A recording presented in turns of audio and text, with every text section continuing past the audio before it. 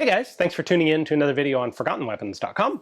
I'm Ian McCollum, and in lieu of a full-length proper Q&A this month, I want to address a specific question that has come up in many different guises for a very long time, and it is essentially what makes a viable reproduction firearm.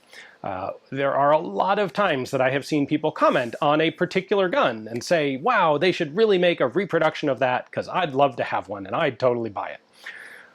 Well, the question is, what actually makes a reproduction gun viable? What should be put into production and what should absolutely not be put into production unless someone wants to lose a whole lot of money and not be successful?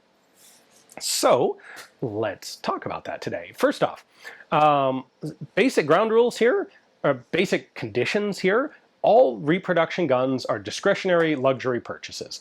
There are times when you could say, I need to buy a gun, and I have this explicit reason that I need a gun.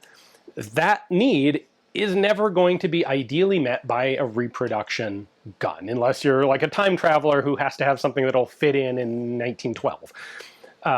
If the gun that you want reproduced was still the best thing at doing whatever the task was that you want to do with it, it wouldn't need to be reproduced because it would still be in production. The fact that it has gone out of production and there is something new being made that does the same job better, well, that kind of tells you that thing you're talking about reproducing isn't the best thing for that job. No, reproduction firearms are toys. And I don't mean that in a bad way. There are a heck of a lot of guns sold as big boys' toys. Dangerous for sure, but a whole lot of fun. And that's a totally valid reason to have a gun, is because it's fun.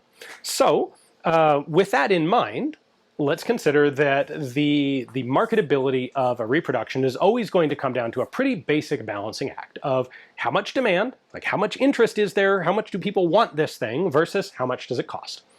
The more it costs, the fewer you're going to sell. The more interest you have, the more you're going to sell. These two things are, two sliding levers, and what gun you pick to reproduce is going to put is going to go a long way towards figuring out where those two levers are positioned and how effective the thing is going to be in the market. So on the desirability side, on the side of how much do people want this thing, there aren't that many factors at play. Essentially, because this is a luxury purchase, it's a question of, does this build an emotional connection with me as the buyer? Is this something I look at and I say, I understand what that gun means, and I want to have that gun because I hold the same core values that I see inherent in this gun, and perhaps I want other people to recognize that I value the thing that this gun represents. And a good example of this would be the Old West. For a very long time, and still to a slightly lesser extent, but still today, we recognize the Old West as a set of specific virtues. It was the frontier, it is freedom, it is cowboys, it is something that a lot of people aspire to or want to replicate in their life to some extent. And what better way to do that than by getting yourself some cowboy guns. And you can pretend to be a cowboy or just sort of embody the cowboy thing by osmosis by having a cowboy revolver. And in fact, this is by far, I think, the most successful, the most profitable side of the entire reproduction firearms market. This goes back to the 1950s. I actually have a video with Val Forget talking about the origins of this very market. Anyway, one of the other things that goes into the desirability of a reproduction is how readily it can actually be used. Some people who buy a repro gun, sure, are just going to hang it on the wall and it's a decorative piece. But most people probably want to be able to go out and actually use this thing that they've spent a bunch of money on. And so caliber is a non-trivial issue. And it's something, I think it gets recognized reasonably well, but it's important to cover here. So if I want to go shoot the gun, I need to be able to get the ammunition.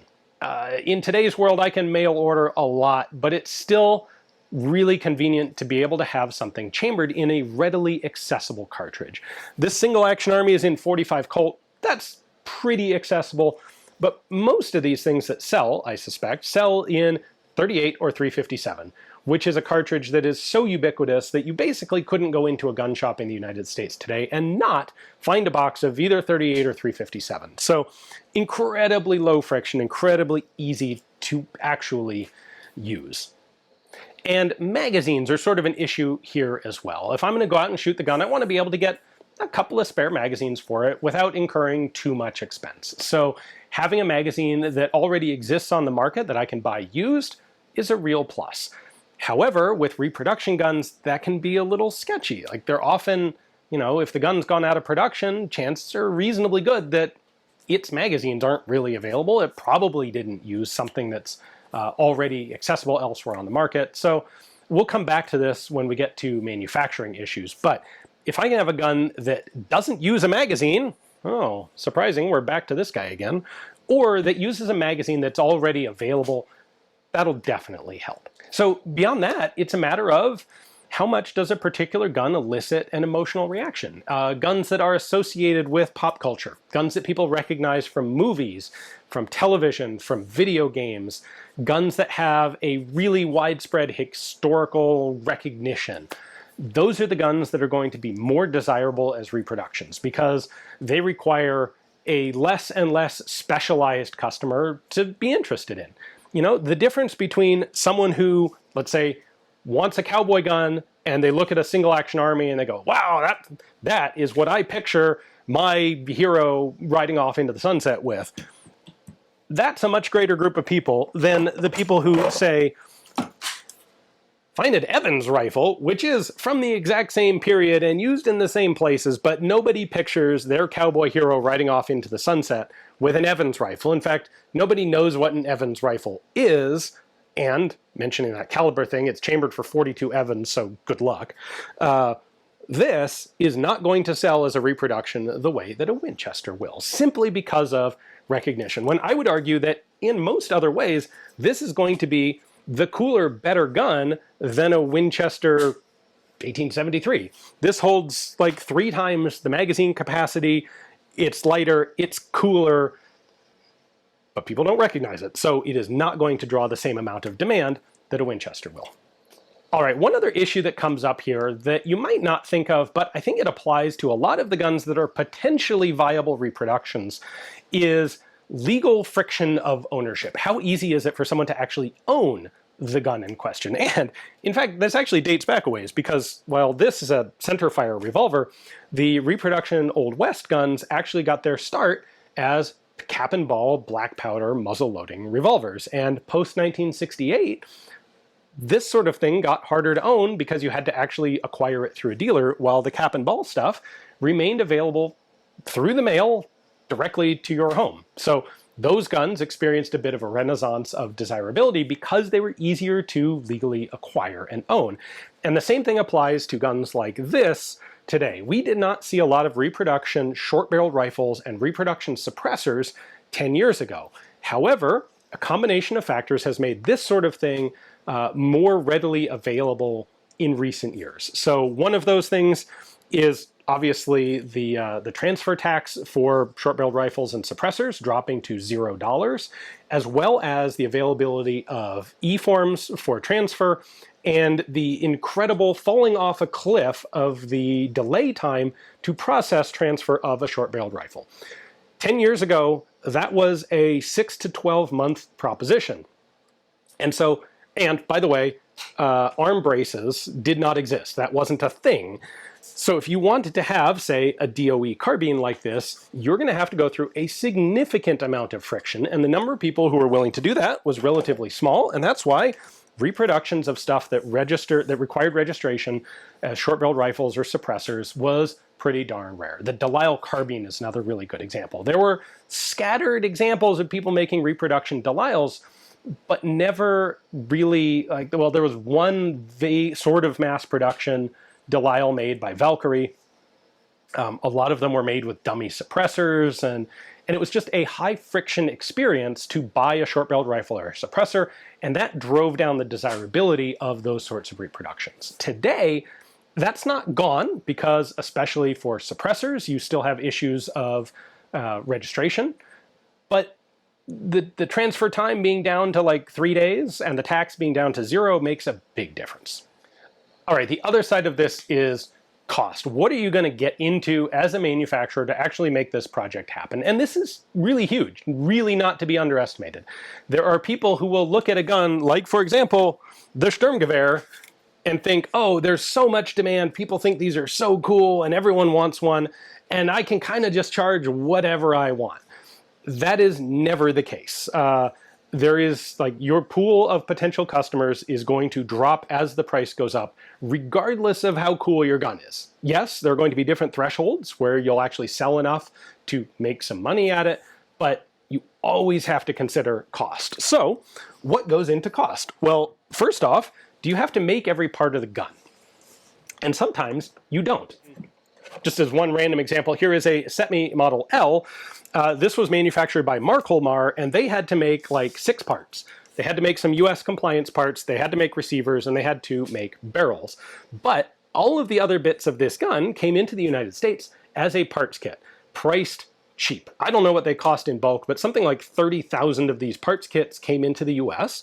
And this is often the sort of area where it's a really easy calculation that yes, it is worth making a reproduction gun when I have a parts kit or a supply of parts kits to start with, because so much of the manufacturing cost is already covered. It's already been spent. All I have to do is spend a few pennies on the dollar to get the parts kit and then make the rest of the bits to assemble it into a live gun. So we're really not talking about this sort of thing today, because like reproduction projects based on existing parts kits are usually successful.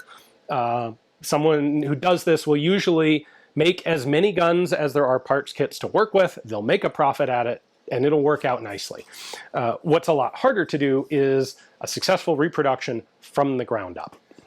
So are there any other ways to avoid making every component of the gun? And the answer is yes, there are, if your reproduction is based on some other existing gun.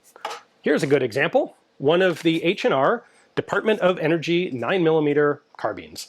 This thing really only requires the upper to be manufactured. The whole lower half is standard AR-15. And even if, yes, there are a few differences, they have a mag well here that is made specifically for 9mm mags, but this is taken from a standard AR-15 magazine, AR-15 lower receiver forging. This is a pretty easy modification to make compared to a regular 5.56 magazine. So many of these parts are standard. Even parts in the upper are maybe available, converted a little bit from existing parts, or you know, this is a great way to avoid having to tool up new production of every single component of the gun. Now, as we get into more exotic and more interesting reproductions, the chances go up that as a manufacturer, you're going to be stuck having to actually make every part of the gun.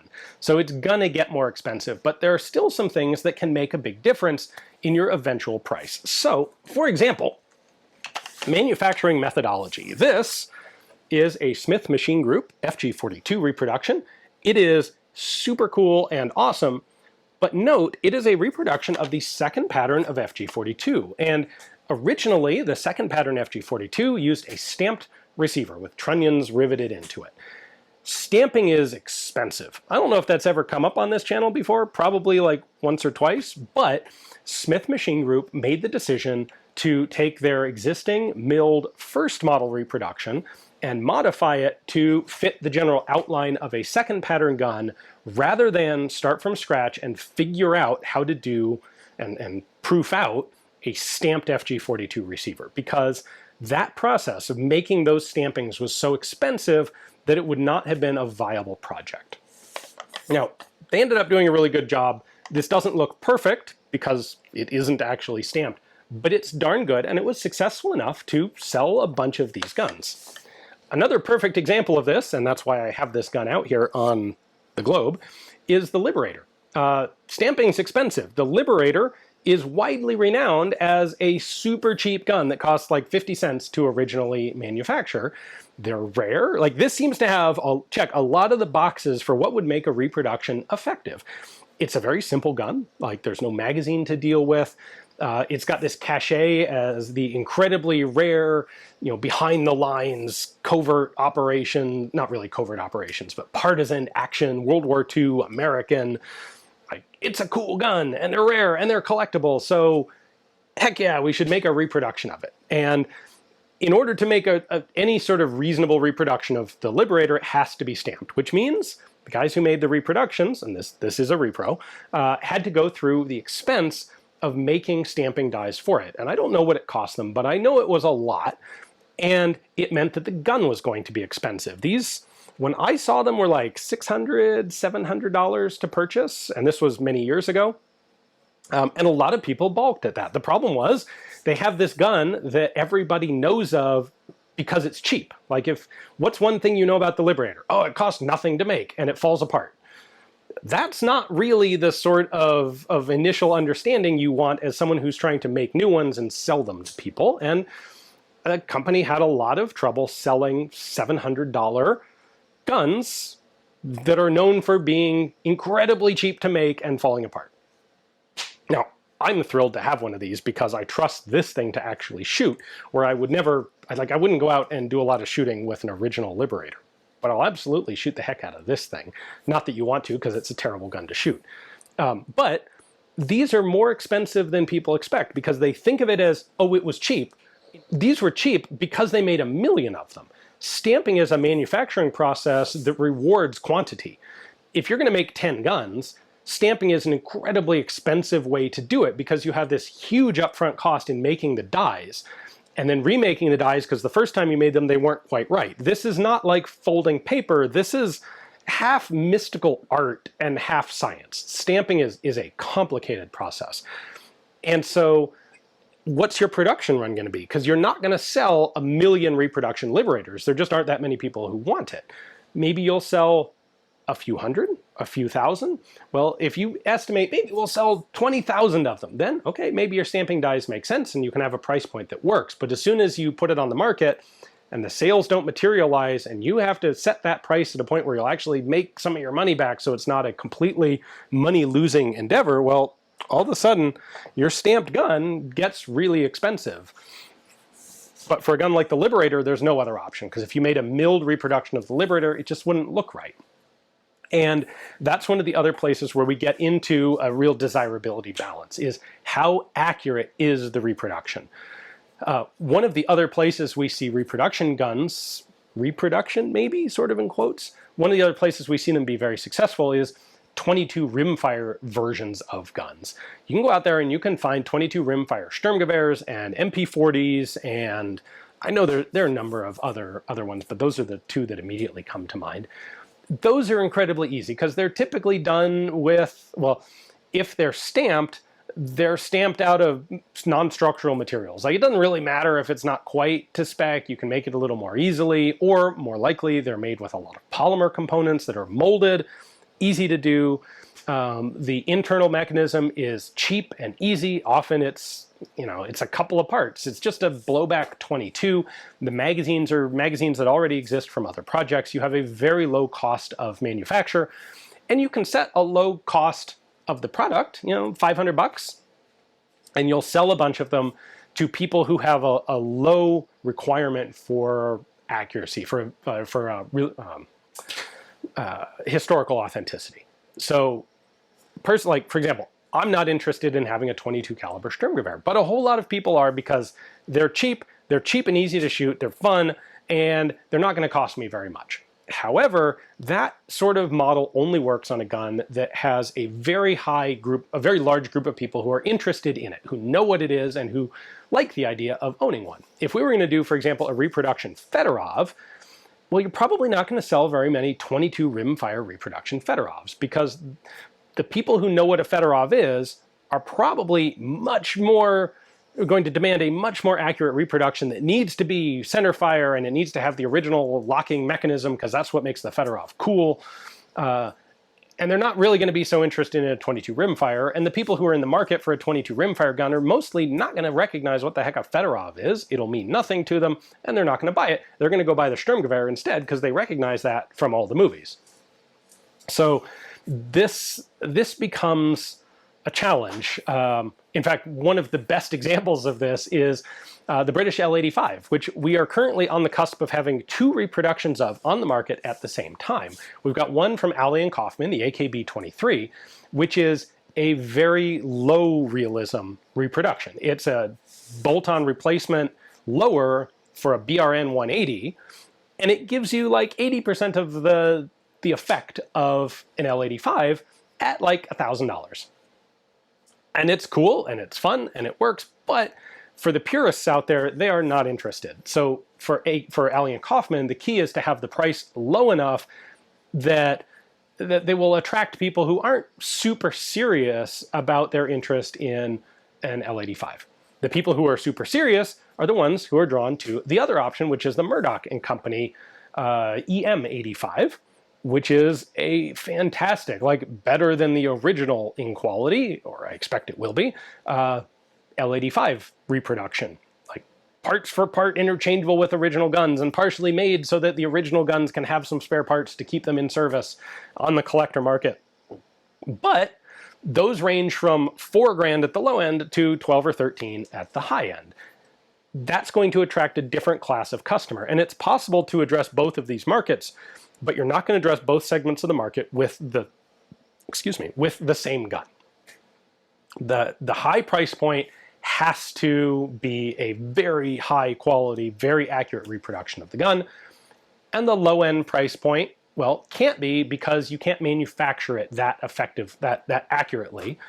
You can't put in the R&D, you can't do the necessary tooling and development work and still come out with a low price tag. So this is an area where I think we get a lot of application to reproduction Sturmgewehrs. By all rights, this ought to be a gun that is readily available, cheap and easily available in the United States, because there is so much pent-up demand for Sturmgewehrs. Like it's a really, legitimately, a historically very cool gun. It's a technologically very cool gun. It should be, well, it is very popular, and yet they're really expensive and kind of hard to get. And I think the reason is you have this, a bit of a mismatch between the price, the quality of the production and the price that the market is willing to bear. Because, in part, this uses a proprietary magazine that you have to get, like, specially made. There are some repro magazines out there, but original mags are going to be $500 a piece. The manufacturing method is expensive. It's a lot of stampings, and it's complicated stampings. These are not simple, folded square forms of sheet metal. This is intricate stuff. And all the internal parts have to be made from scratch. There are no parts kits to work with. So these end up being very expensive guns, and no one's quite yet done it just perfectly right to hit that sweet balance between the accuracy of the reproduction and the price point. So we end up with some that are at a higher price point that don't sell all that well, and we of course have the 22 caliber Sturmgewehrs that to me are really sort of their own separate thing. Anyway, I'm rambling a bit, so let's refocus here. All right, I think this is an interesting case study in reproduction guns. If I told you that this was a last-ditch German rifle, very rare, incredibly expensive as an original item, handy, simple, like that seems like it ought to be a winner for a reproduction. However, this one kind of falls off the other side of the curve because it's so rare and obscure that basically nobody knows what it is.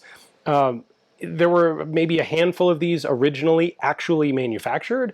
They never really showed up anywhere except in some very specialized literature, and nobody recognizes them. So it's a stamped receiver, bolt action, 8x33 Kurz.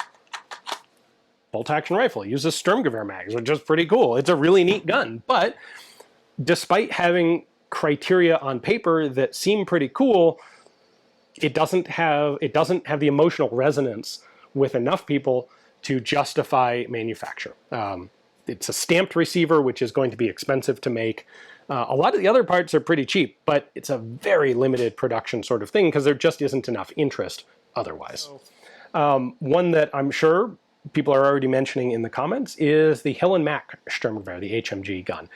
This project, by the way, was purchased by PSA. I don't think PSA really fully understood what exactly they were getting because they had the gun, they had the project advertised, they had it at SHOT Show for a year or maybe 2 years, and then they kind of set it aside in a manner that to me says this is permanently tabled because it is not going the way we thought it would go. This project had all sorts of issues to it. I was I had some visibility into it along the way, not as much visibility as I would like. But one of the core problems, I think, with the Hill and Mac gun is that they were offering too many different options from the get-go. With that rifle, they were advertising that it was going to be available in not one, but 4 different calibers. You're going to have your choice of 5.56, 7.62 by 39, 300 blackout, and the original 8mm Kurtz. And in order to do this, they were making one receiver that was basically a Stanag length magazine well. And they would make a magazine that looked like a Sturmgewehr mag, but was going to be a little bit longer. So it'd be Stanag length and Stanag width, probably. And then different inserts into the magazine body to properly stack the different cartridges that were available. And I mentioned, did I mention? I know I mentioned on this channel before, making magazines is the hardest part of making a firearm. Getting a magazine that is going to be inexpensive, but also sufficiently reliable to have people not yell at you for making terrible magazines is a really difficult proposition. I should probably do an entire video just on that. But for the time being, please trust me when I say making magazines is the hardest part of making a gun. And Hill and Mac was getting right out of the gate with essentially having to make 4 different magazines for their one gun.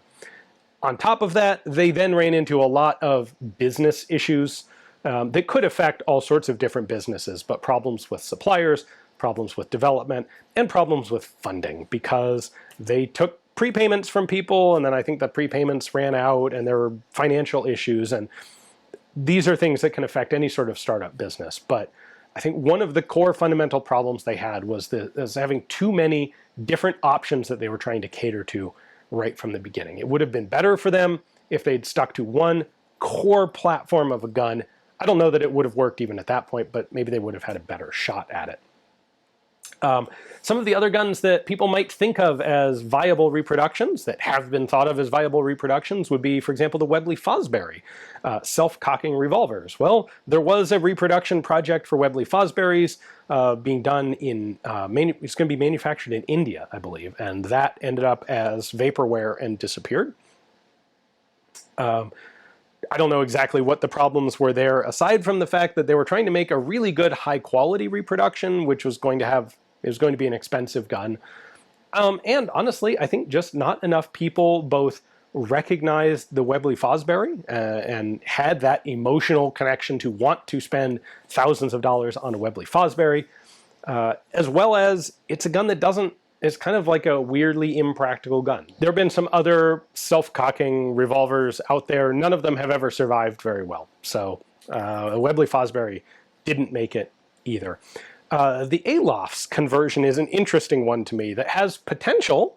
And in fact, there is a company in Turkey manufacturing them. And I think we're going to see those on the market relatively soon here. And that'll be neat to see.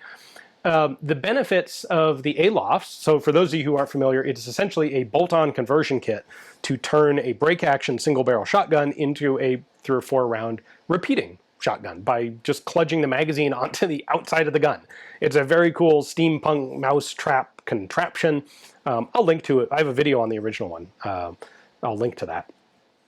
That has a number of advantages. It's not a firearm, so there's a lot less legal friction. You can just order it because it's an accessory, non-regulated thing. However, there are going to be some issues, I suspect, with assembly and setup. People are going to have to modify guns to mount it, bolting the thing onto handguards, and you're going to have to get it set up just right so that everything aligns properly to work, because steampunk mousetrap design and personal home assembly don't really go together all that well. So I'll be curious to see what the reproduction ones, how the reproduction ones handle that. Anyway, I think that pretty well rounds out most of the thoughts I had on the matter. If I missed anything, let me know down in the comments. I'm sure there's at least a couple of factors that I didn't fully appreciate or consider. But I get emailed relatively frequently from people asking about potential reproduction of different various guns. So hopefully this will answer some of those questions. Thanks for watching.